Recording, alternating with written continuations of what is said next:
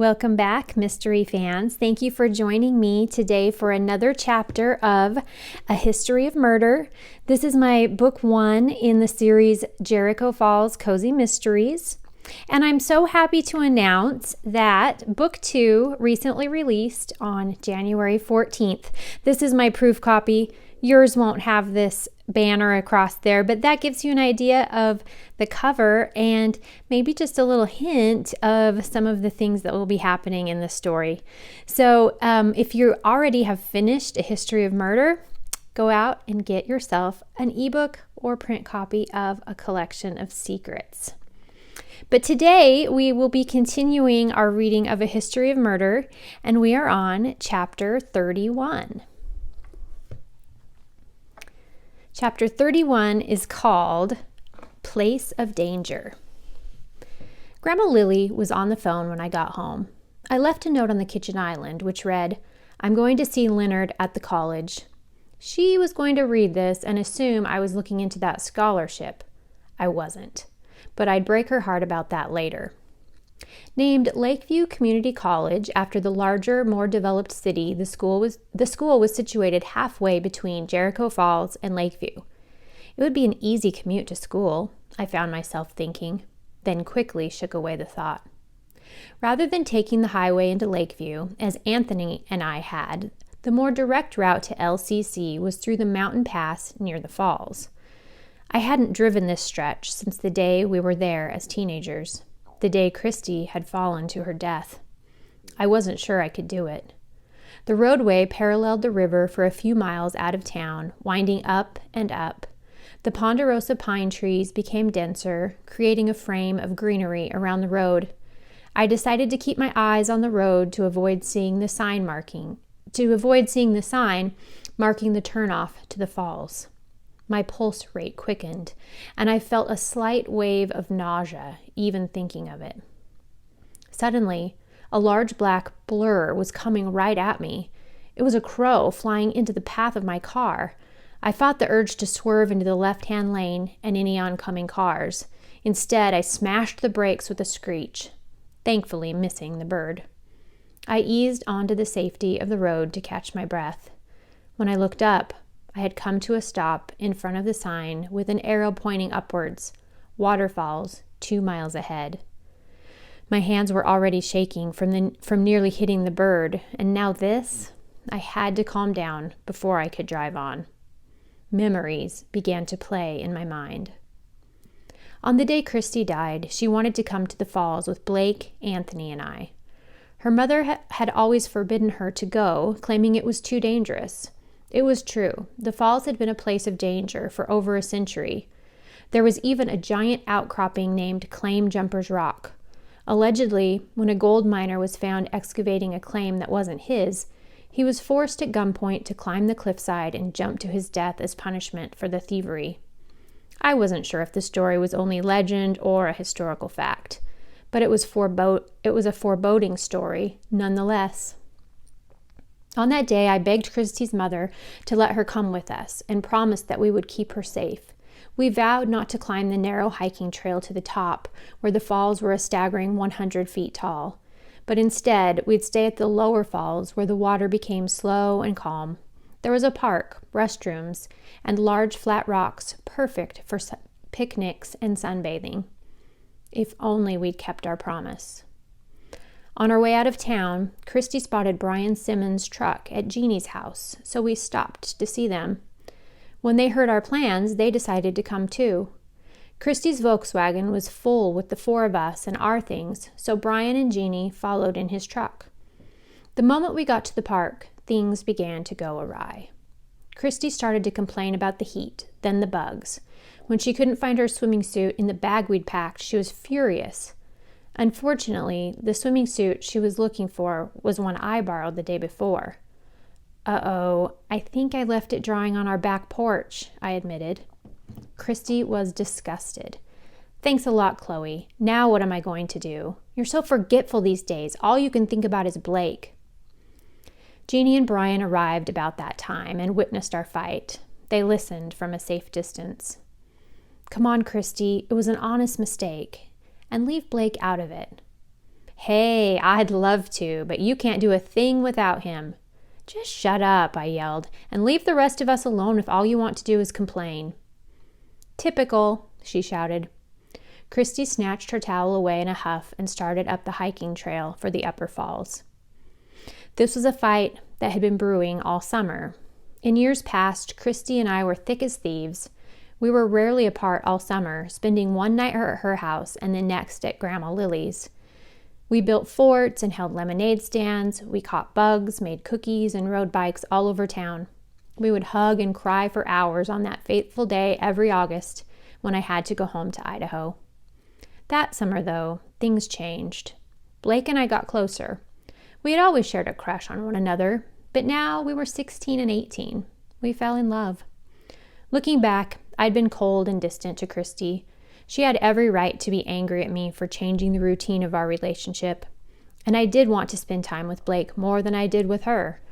Still, her dramatic reaction this day was uncharacteristic. We have to follow her, Anthony suggested. She shouldn't go up there. He was right. And so, Anthony, Blake, and I began the steep climb up the rocky trail to the upper falls. Jeannie and Brian said they'd wait for us below. It was scorching, and since we hadn't planned to make this trek, we were in flimsy flip-flops that didn't give us enough traction.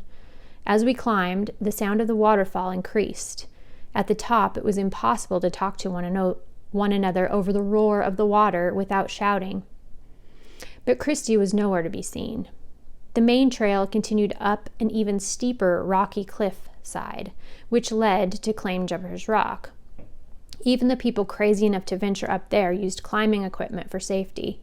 There was no way Christy would have gone up there, would she?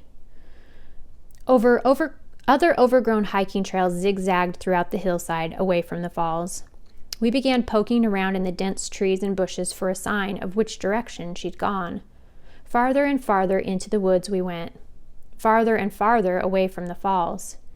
Here we could hear ourselves think again. "Where is she?" Blake asked. "I have no idea," I admitted, feeling the first twinges of fear. "Maybe she was hiding from us and already went back down," suggested Anthony. "It's possible," said Blake. "I don't think she would have come in this far by herself." We looked down at our bare legs, now scraped and scratched up. Our sandaled feet were black with dirt. "Let's go back and see," I said. We fought our way back near the waterfall to find the main trail. It was breathtaking and petrifying.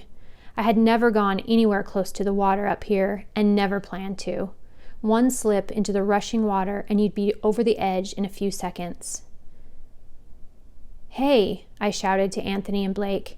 "You guys go down and see if she's there. I'll wait here and keep looking around. She was really mad at me. She might be hiding, like Anthony said." "Be careful," Blake said. He and Anthony started back down the steep trail. I began yelling for Christy, hoping she would hear me over the sound of the water. Over and over I called her name and then listened. "I'm sorry," I cried into the deafening roar. At one point, I thought I saw someone in the trees, but when I went to the spot where I thought they'd been, no one was there. Where was she? I was beginning to panic. It was the first of many anxiety attacks I'd experienced after that day. My vision tunneled, my heart raced, and I couldn't catch my breath. When I heard someone screaming my name, I couldn't tell where it was coming from, or if it was even real. Maybe it was just my imagination, like the person I thought I saw in the woods. No, it wasn't imaginary. Blake was climbing as fast as he could, clawing with his hands, when he needed to reach me. "Chloe, we found her." "They found her. Thank goodness, she's safe. Everything is going to be okay." But when I saw Blake's face, it wasn't the face of relief or joy. No, it was a face that had seen death. I don't remember hiking back down the trail or the tumble I took partway down that required 7 stitches across my right knee. I don't remember exactly who was there or what was said, but I do remember seeing my best friend floating face down in the Jericho River. Red ribbons of blood fluttered in the water around her. Looking back, we should have dialed 911 right away. Blake and Anthony had cell phones, but we were kids in shock, hoping we could still save her. So we waded out in the hip-deep water and pulled her to shore. She was already gone. I hugged her and heard noises that sounded like a wounded animal. It took some time to realize that those sounds were coming from me. Blake held me while I held Christy. When we finally did call the police, the fact that we'd disturbed Christy's body threw suspicion on us. When they learned about our fight, the police decided that Christy and I must have continued fighting at the waterfall, and then, in my anger, I pushed her into the cold mountain water to her death. My DNA was found on her, after all. It was a far-fetched, desperate explanation.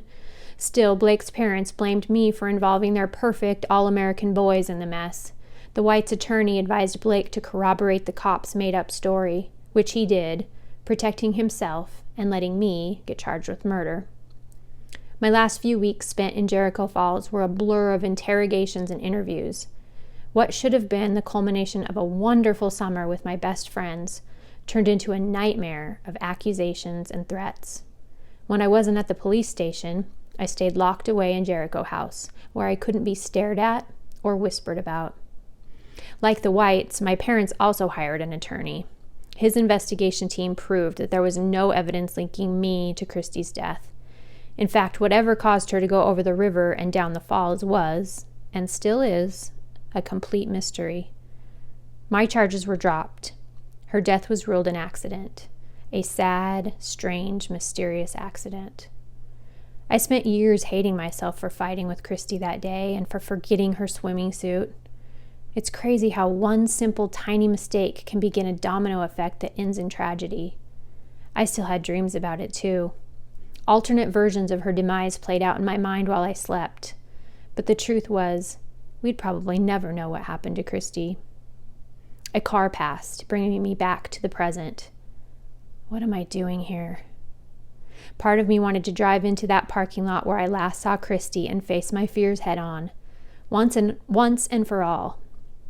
The other part of me was still a scared teenager, worried that the place's history might bring everything back to the surface. I thought about what Chief Garner said. I had been poorly treated by the cops back then. I didn't deserve the scrutiny I received. Because of it, I had never healed. I put the Subaru into gear and eased out the clutch. I was doing this. All right. We're going to have a little bit more of chapter 31 left next time, but I think that's long enough for today. So you've just finally heard what truly happened to Christy and why Chloe finds it so hard to be back into Jericho Falls. If you enjoyed this episode, I would love it if you'd give me a thumbs up. Make sure you subscribe so you'll get to hear the rest of chapter 31 and 32 next time. Thank you so much for joining me. Bye-bye.